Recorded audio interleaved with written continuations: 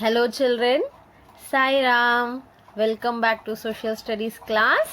Children, in our today's session, we shall know more about different types of maps and elements of a map.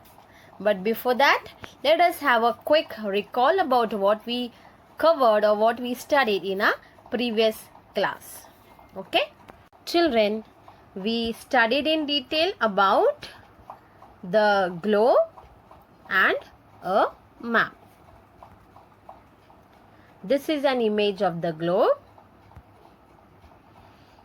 The globe is a small model of the earth. Okay? It shows us the shape and location of the continents, oceans and seas on a smaller scale.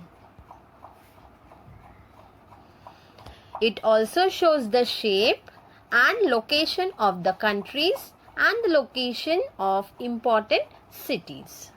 Children, you can only see half the globe at a time. It has several shortcomings. It is difficult to carry a globe around. It is not possible to see all the parts of the Earth's surface at the same time. It cannot show detailed information.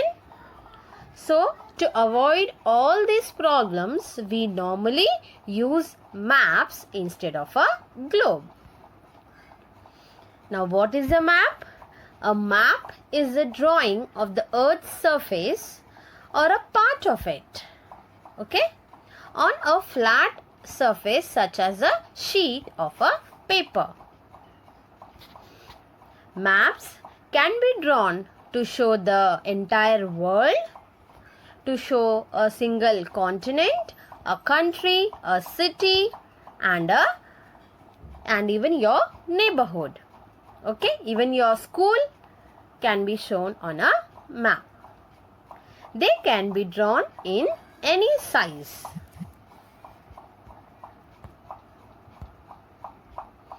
Children, this is the image of a world map. A single continent. Which continent is it, children? Yes, it is continent of Asia. This is a country, India. And here is a map of a state, that is Maharashtra map. Okay, children?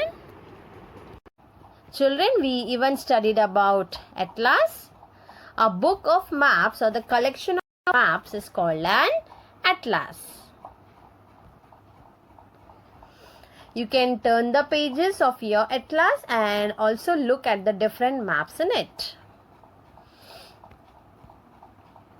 You will find that there are several types of maps in it. Now children, let us begin with our today's topic, that is different types of maps. Children, there are many types of maps such as political map, physical map, thematical map, topographic map, etc. But today we will focus on political map and physical map. The other maps you will learn in your higher classes. Okay? Now children, we all have boundaries and fences around our houses, isn't it? Okay. As you can see here, there is a fence around this house. Even this complex has a huge boundary around it. So children, what these boundaries and fences do? They separate our area and our neighbor's area.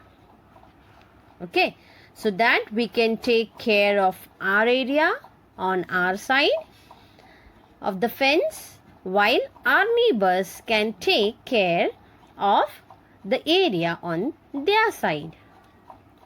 Similarly, our entire earth is also divided into number of countries so that we can take care of our own country.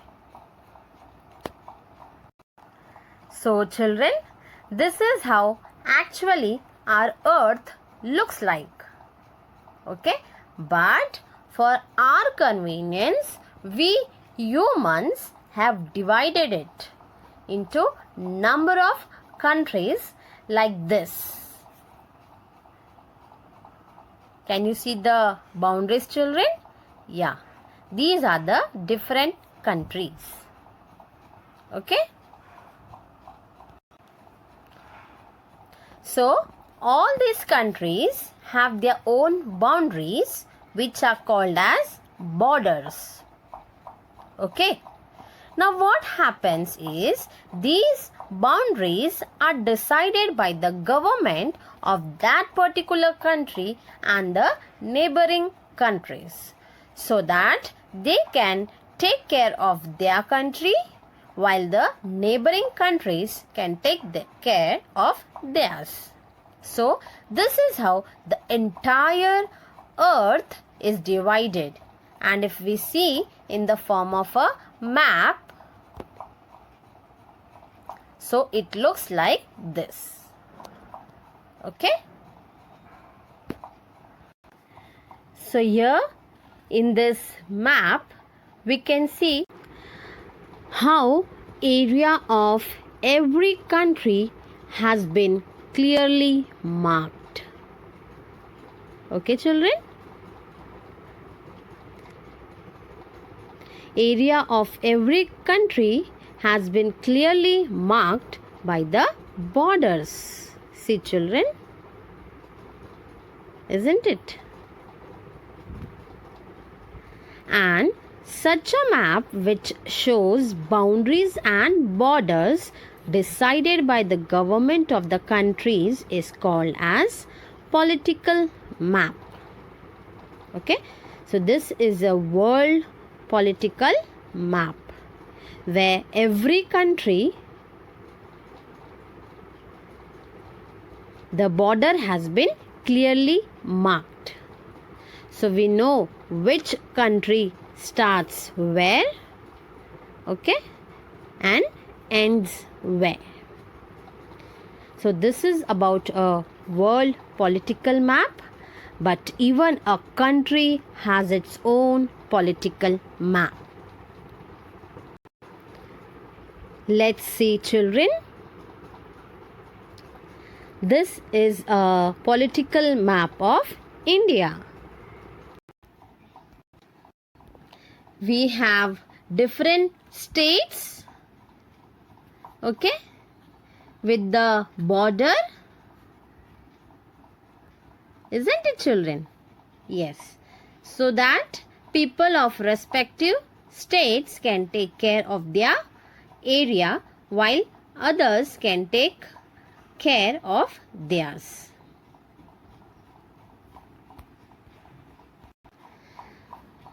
So with the borders we come to know that this particular state starts and ends here. Similarly, here is Andhra Pradesh. So the area of Andhra Pradesh is this. Okay. Similarly, Maharashtra. Here we have Jammu and Kashmir. So this is the area. Here we have Rajasthan. Okay. So children, by this way, a political map shows different boundaries of countries, states and the important cities. Okay, and this is known as political maps. Okay, repeat along with me children. Maps showing boundaries of the countries and states, and the important cities are known as political maps. But children, what if I really want to know that which state has mountains, or which states has rivers flowing, or plains, or plateaus, or deserts? Okay, so what are the different natural features of different states? For this, political map will not help me. Okay, I need to search for the different map. And which map is it, children? Yes, it's a physical map. Okay, so in this map, I will get the details of the natural features such as mountains, rivers, plains, plateaus, etc. Okay, so children, repeat along with me. Physical map. Maps showing natural features of the land such as mountains, rivers and plains, known as physical maps. Okay, now let us see the map. Children, this is the physical map of India. Okay, this map gives us details about mountains. Okay, here are the high mountains. Then here we have desert, that is Thar desert. Then here are Western Ghats. Here are Eastern Ghats. And then we can also see the rivers flowing.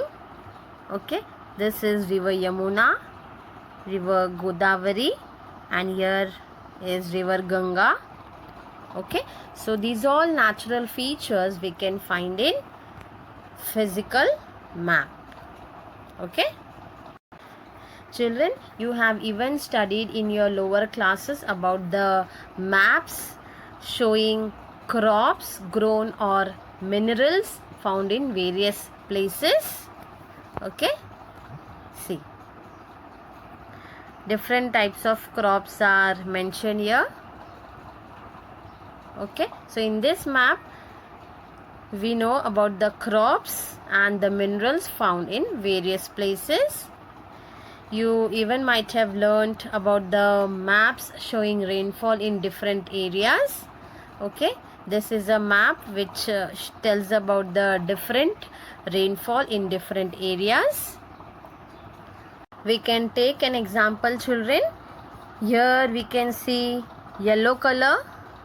Okay, that is the average annual rainfall is under 20, right? And where is this place, children? It's here.